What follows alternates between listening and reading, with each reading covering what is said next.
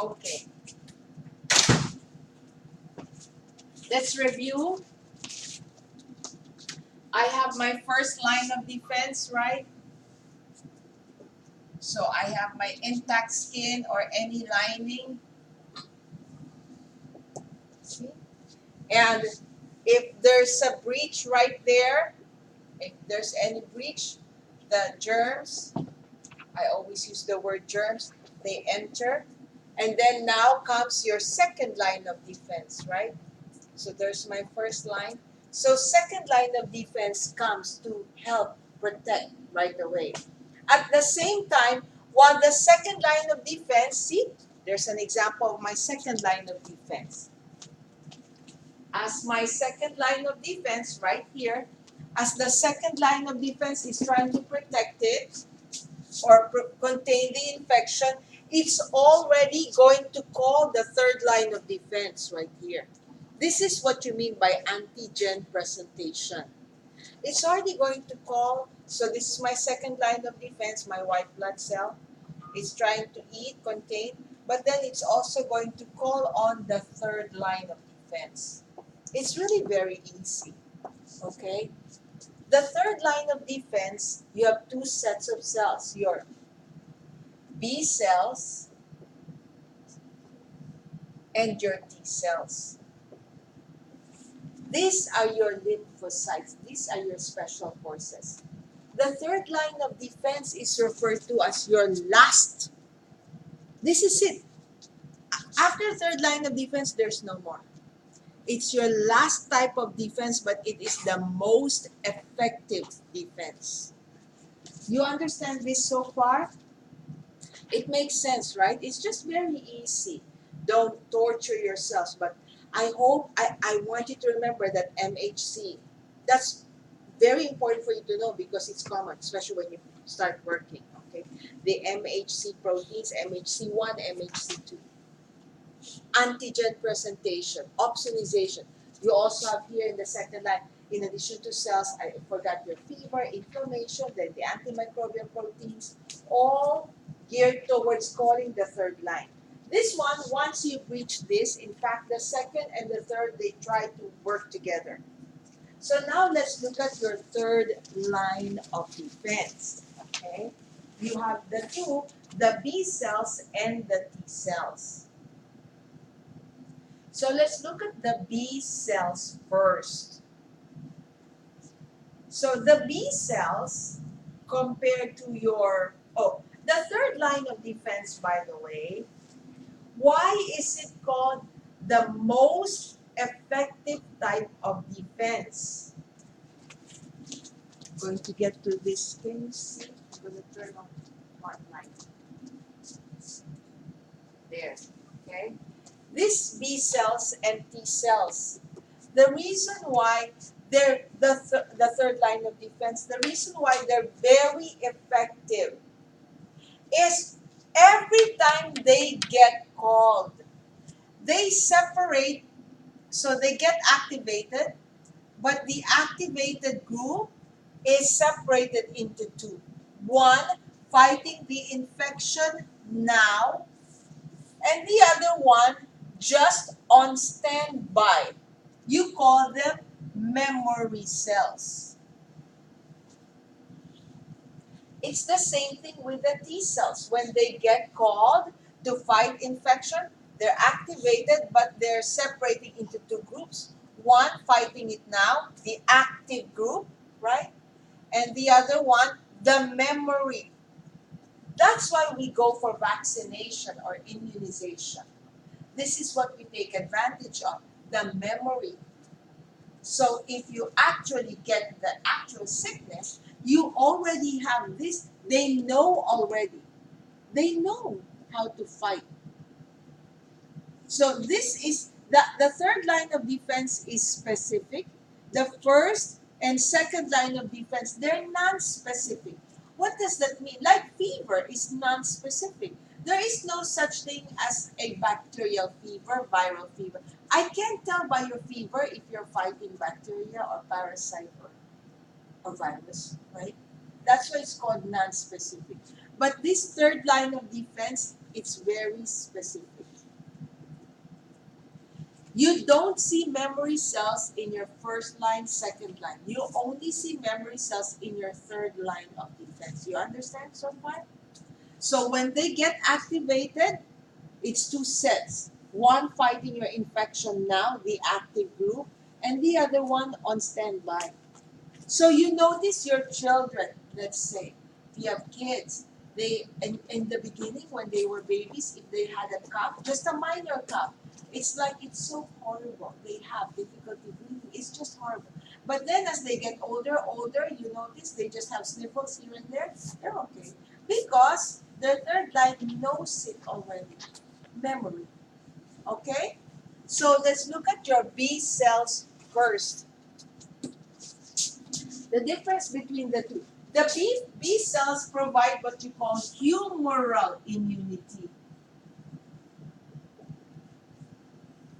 Whereas your T cells provide what you call cell-mediated immunity.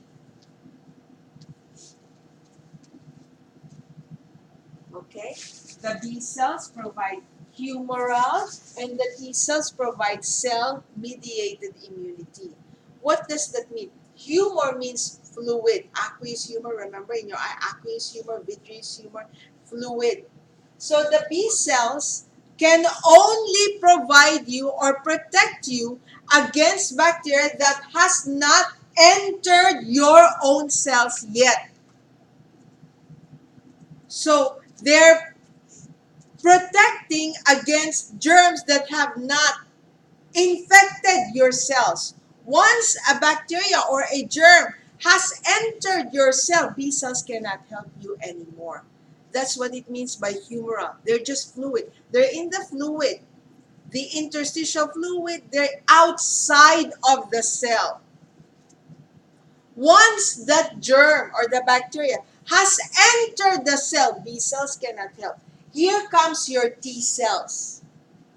T cells are the ones that provide what you call cell-mediated immunity. What they do here, the T cells are, so that's why I want to write down the capital T like that with like a, what do you call that? An axe, right? The T cells can actually kill the cell. One more time, there's my germs, there's my cell, my own cell, my own cell. Let's say the skin cell or whatever. As long as this bacteria is out here, B cells can take care of it. We're going to see how. That's why it's called humoral. So they can help with extracellular infection. It's still in your interstitial fluid. It hasn't entered. But once this bacteria has entered your cell, it's now here. B cells cannot help. Only the T cells. They provide cell-mediated immunity. That's why between the B cells and the T cells are your last defense, really, the last of the last, once it has entered.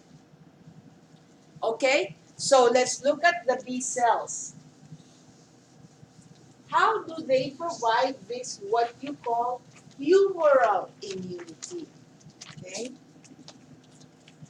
So B cells provide immunity by making this one, antibodies. So here's my B cells. See? So when the B cells get activated, if there's a bacteria, they get activated, see activated, they differentiate into what you call plasma cells. The key word here is plasma, in the plasma only. So what they will do, how they respond to infection is to make these antibodies. What are antibodies? Write down in your notes. They're not cells. They're only proteins. So that's why B cells cannot kill. Write that down. They can't kill. Because they're only proteins. Right? So look at the B cell was activated. You have the memory group. This one remembers, right?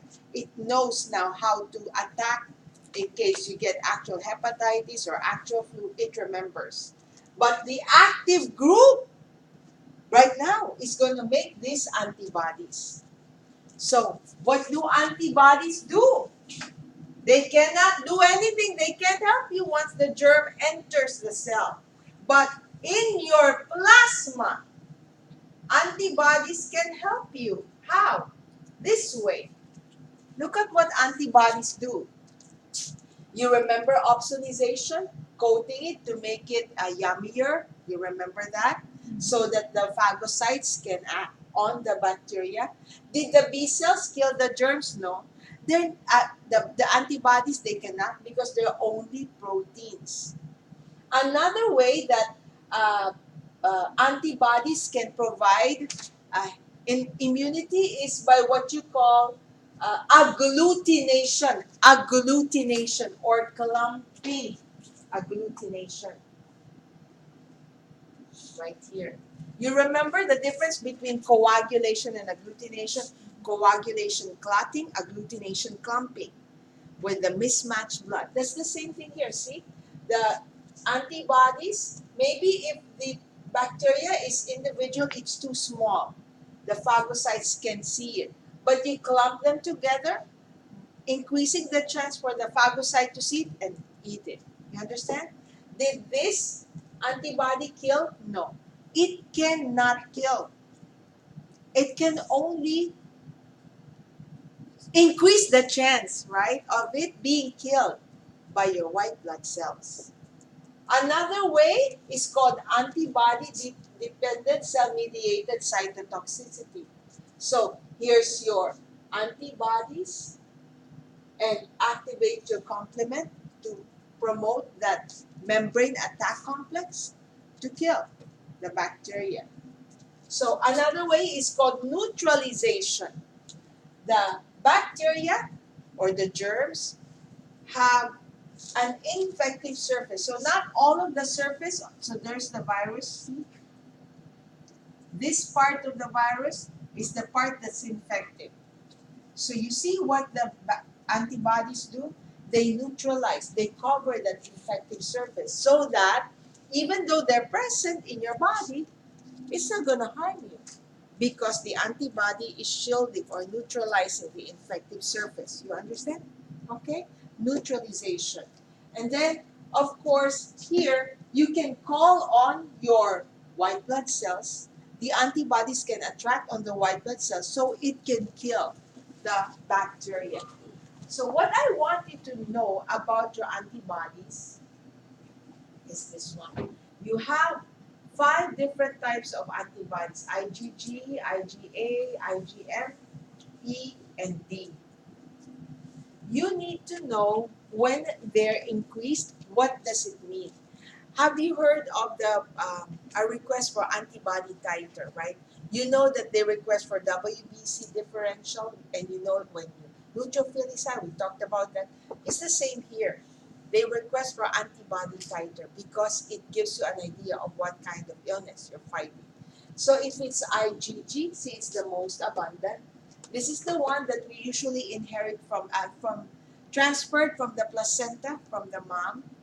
Okay, and if you have an increased IgG, what you're fighting is usually an old infection. You know how I try to remember? Gold. See, old.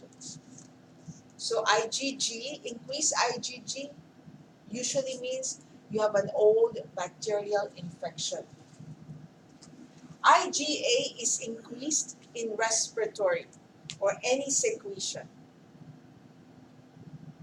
So people with depressed IgA levels, they're the ones who have frequent respiratory infections or frequent diarrhea. You have lots of IgA to have healthy digestion. Does it make sense? It's present in any secretion, like breast milk. That's why breastfeeding is so good. I breastfed Lily until she was 3 years old. She never went to the ER. And those babies who are not breastfeeding even for just a little bit, it just it protects your baby. Babies who are not breastfed will usually, comparatively speaking, will usually have increaser chances of developing maybe GI problems or respiratory problems. You understand? So in any secretion, IgA. IgM is the one responsible for your, see, ABO, the blood mismatch. The IgM is the one. And M is for new infection. If your IgM is high, it means you're fighting a new infection. Okay?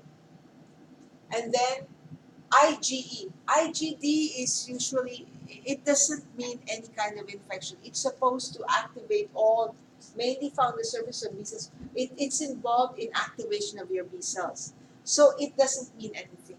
So usually the antibody titer will just give you this, and this.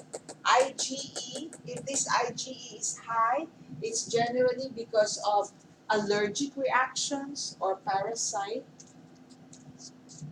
Okay?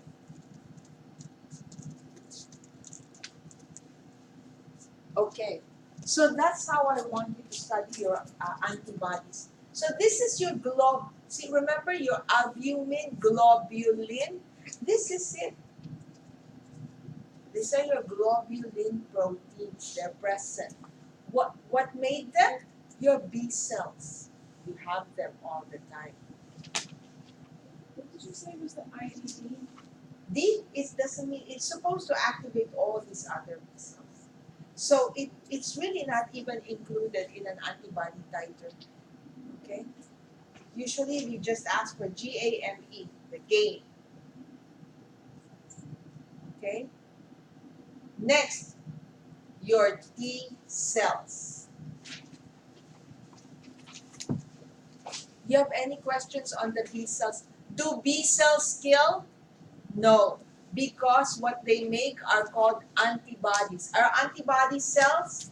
No, they're only proteins. Don't forget that. So they can only help with extracellular problems, meaning outside of the cell. The germs have not infected the cell yet. Once the germs have entered the cell, now you call on your T cells. As far as the T cells are concerned, I want you to know that there's several T cells, 4 of them, but we want to concentrate for us on these 2 cells, the helper T cell and the cytotoxic T cell. By the term itself, which one do you think will kill? Helper T cell or cytotoxic T cell? Cytotoxic.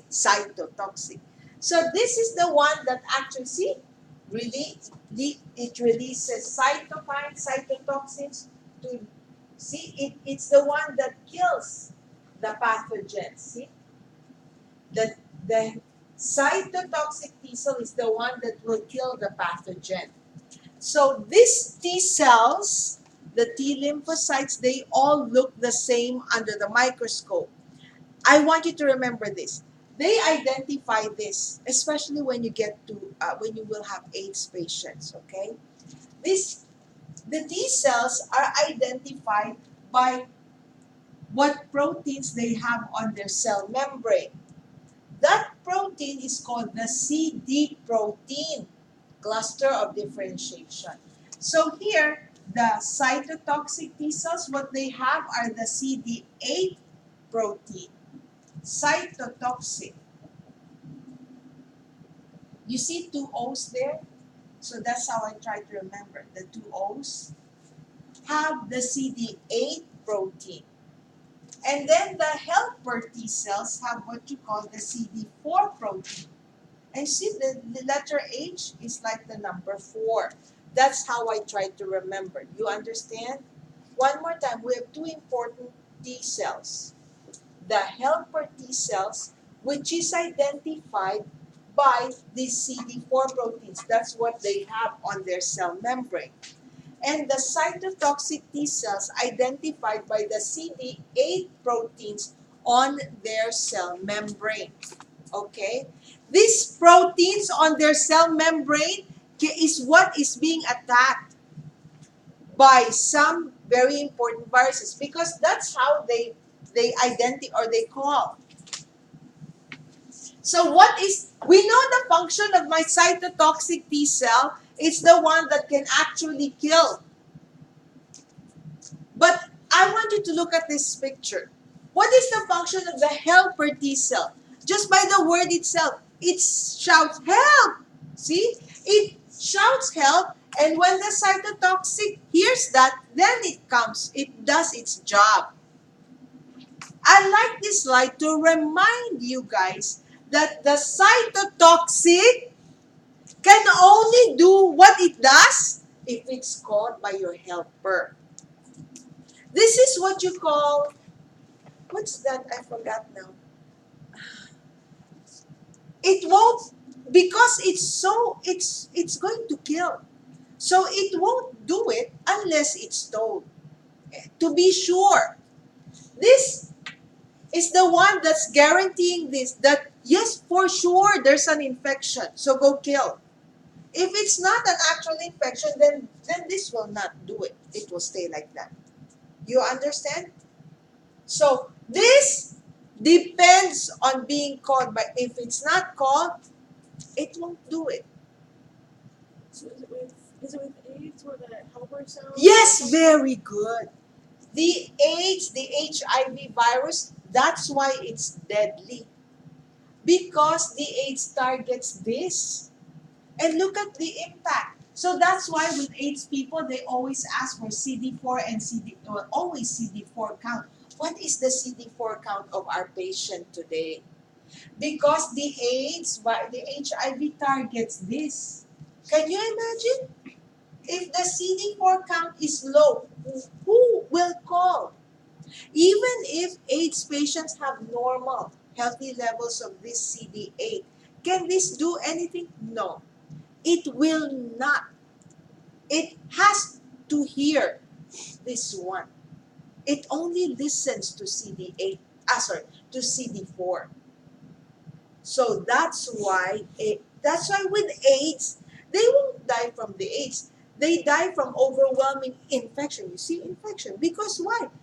It's not fighting the infection. See, it's supposed to be able to protect you. This is your third line of defense. You understand? So, you see the difference between first line, second line, and third line of defense? You have any questions on B cells, T cells? You understand what we mean by humoral immunity? And then this one, cell-mediated, it kills the cell, right? So between the B cells and the T cells, they're both very effective, but this, they say, is the most effective because it can actually, see, solve the problem in the cell, you see? So the last part of this chapter talks about vaccination. This is why we want to vaccinate. The advantage of immunization is memory, that memory. We want to take advantage of this memory. The first time we get sick, look at the first exposure, we're not producing too much soldiers yet. But once they memorize, the second time you get infected, you don't even have to wait. It's very quick to form your soldiers because they already know how to fight. So you have two types of immunity, your your naturally acquired immunity, and your artificially acquired immunity. So when you say naturally acquired and naturally acquired passive. Naturally acquired active. I got sick and I made my antibodies following exposure. So you actually got sick and you made your antibodies yourself. This is what happens when we get, when we had this chicken pox. So you naturally acquired your immunity. Very good. Or as long as this naturally acquired passive, this is only possible from mother to baby. See, from the placenta. Or let's say you have an injection of pure antibodies, right?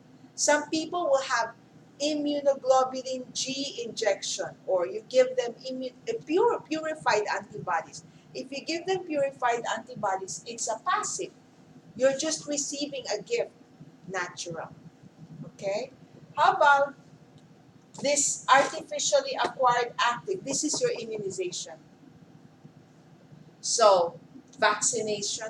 So, it's an artificial, you're just artificially making yourself sick so that you can make when you say active, you're making your own antibodies. When you say passive, you're just receiving it as a gift.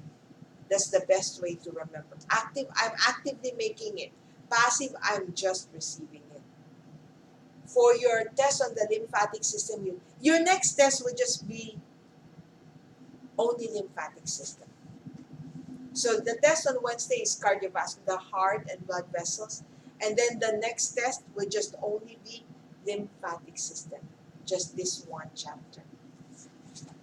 No, it's 2 chapters, isn't it? 20 and 21. And that's the end of these 2 chapters. Do you have any questions? Very easy. Okay. Artificially acquired passive. Oh, this is the one. Sorry. This is the one where you get your antibodies. Artificially acquired. Naturally, you naturally get it from your mouth. Okay? Okay? And we're done.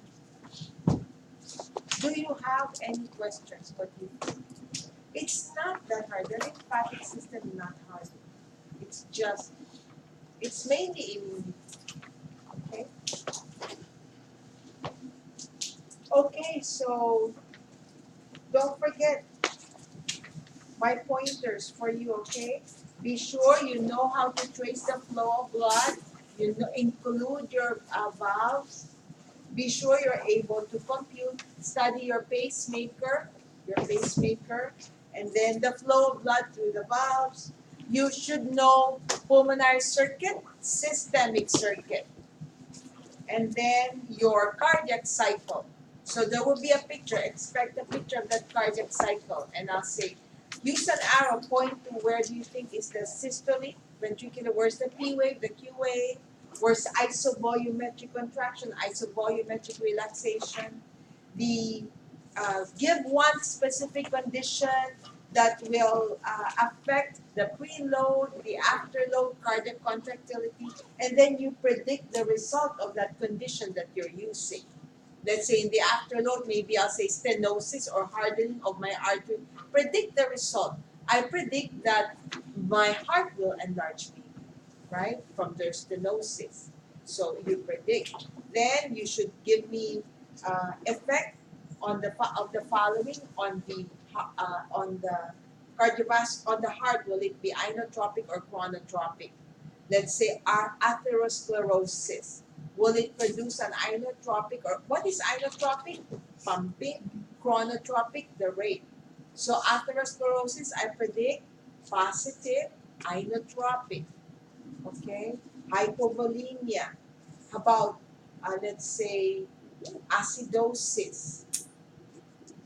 Acidosis means increased acid. What do you want with the acid? You want to keep it or you want to get rid of it? So what do you think? I predict there will be increased heart rate to get rid of it. Positive chronotropic, right? How about hypokalemia? You remember that potassium is key for contraction, for stimulation of your. So hypokalemia may be what? Chronotropic, inotropic. If you say inotropic, positive or negative? Yes, very good. Negative. Hypovolemia. What will that be? What did you say? Chronotropic what? Very good. Chronotropic positive. Or you can say inotropic negative. Very good. So you understand that part? Then EKG, then compute for net filtration pressure. Then I think you should do it. Good luck, okay? On